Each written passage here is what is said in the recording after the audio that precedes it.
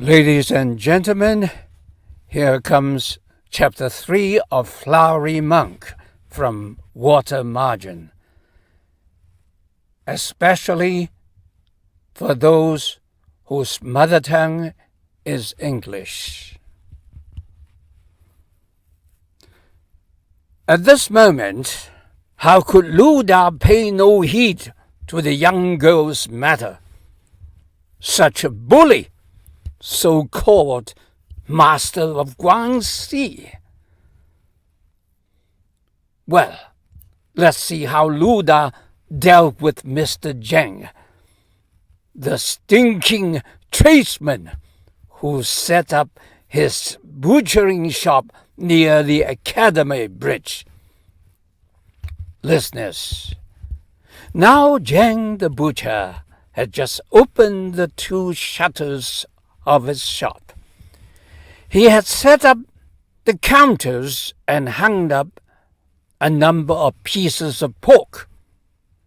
He was at present seated behind the counter, watching 10 or so assistants chopping and selling meat.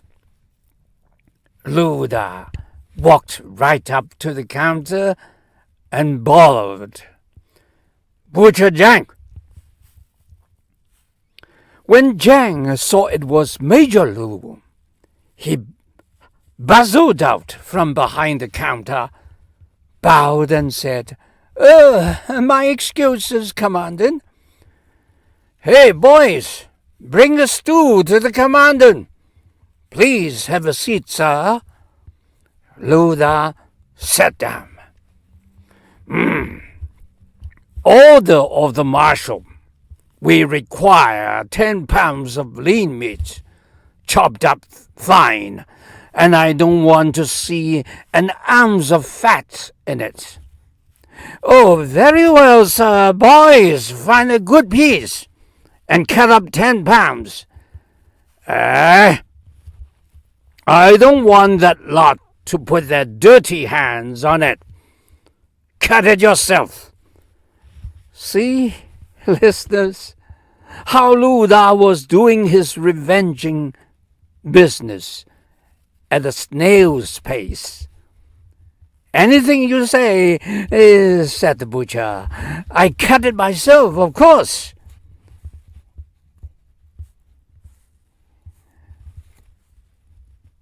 "I cut it myself." He went to the meat counter, took down 10 pounds of lean, and carefully minced it.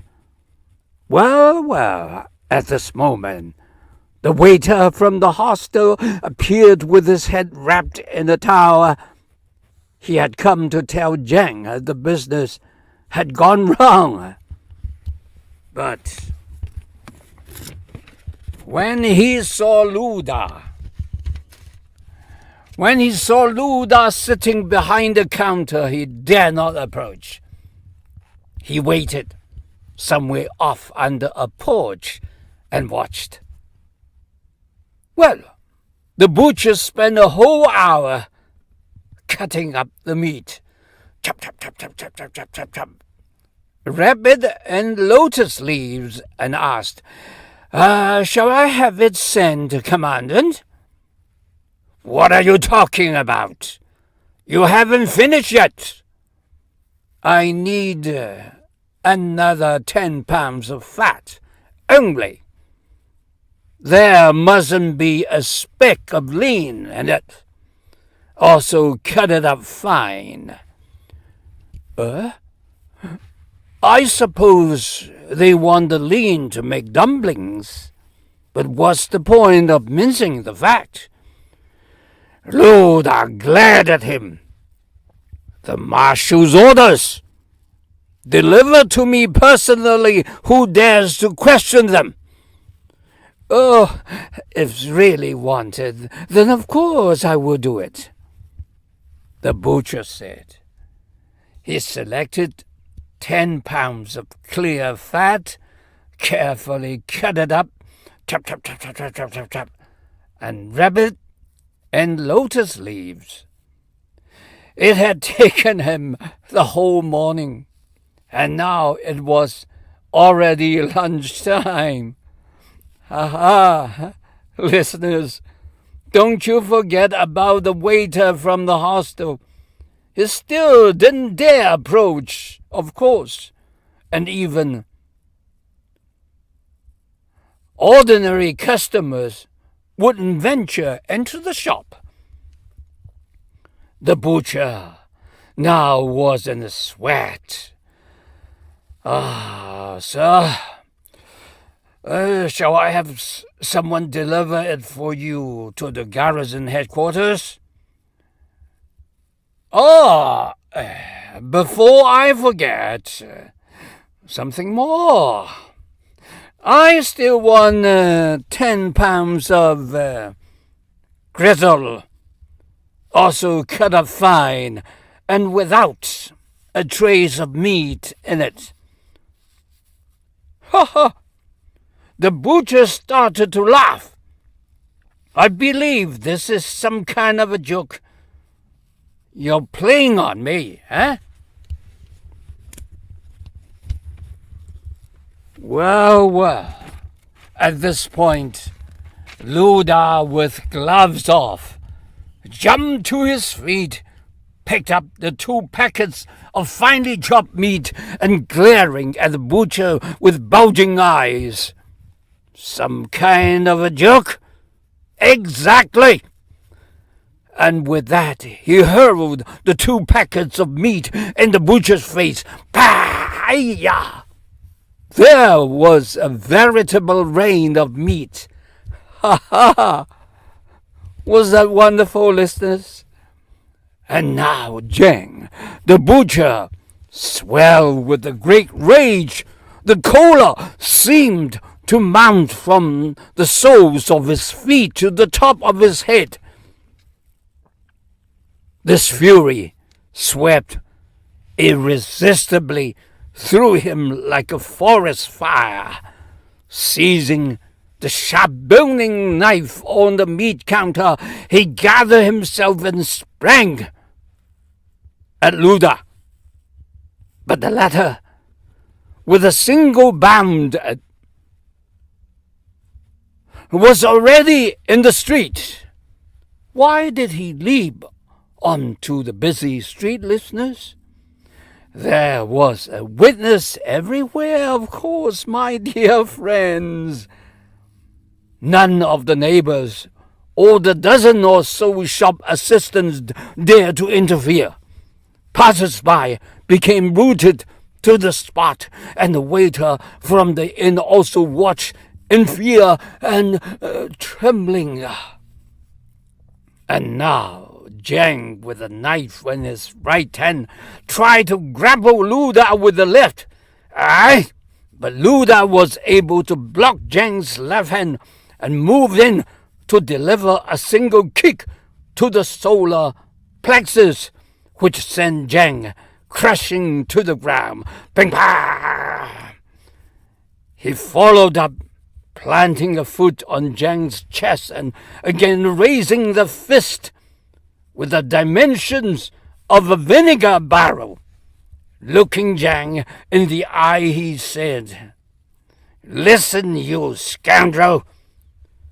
When I came here to serve under old General Jung, I was made frontier commander of the 5 circus of Guanxi. So it's not unreasonably to call me master of Guanxi.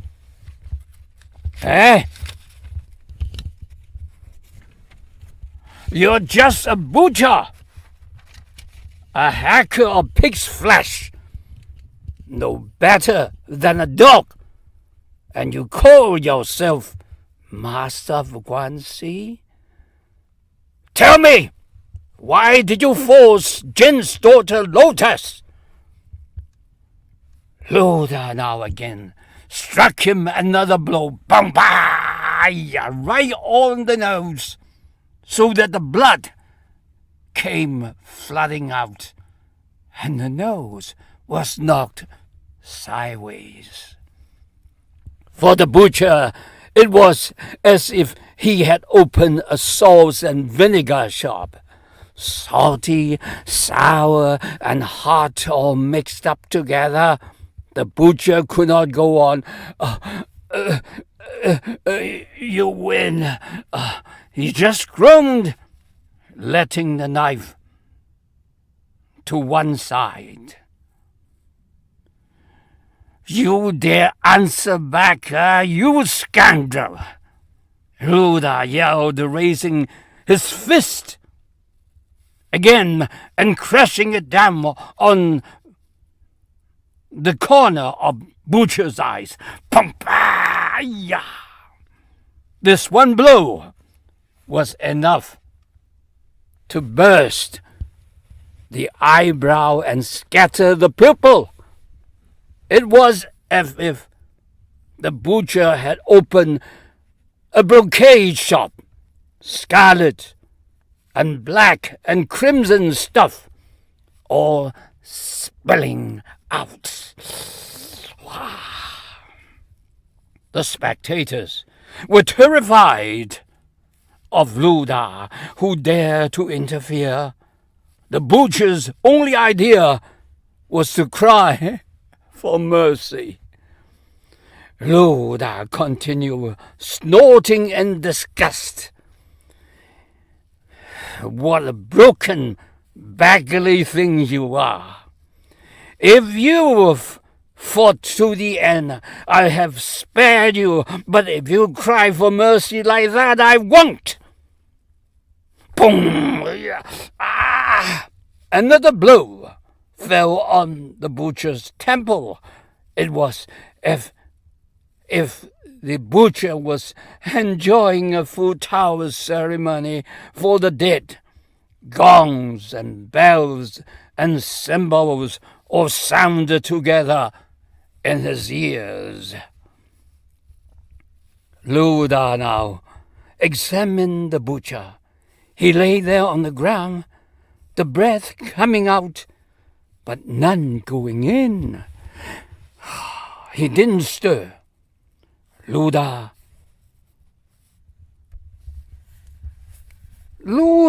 made as if to strike him again. The victim didn't move either. Don't pretend you're dead, you animal, or I give you another. But the butcher's color was gradually changing, and now Luda suddenly murmured to himself, I only wanted to give the blighter a good drubbing. I didn't think 3 blows would kill him. I'm going to have to answer for this. They put me away where there's no one to serve me meals. I best get out of here right away. Listeners, ladies and gentlemen, separated from the flock, the lone goose glides through the sky by the light of the moon. The fish escaped from the net, leaps and tumbles through the waves. He goes without seeing, no eyes for the road, full of his thoughts, shouldering others aside, on restless feet, unquiet as a horse before battle. If you want to know how Luda escaped from manslaughtering or killing, you will have to listen to chapter 4 of Flowery Monk from Water Margin.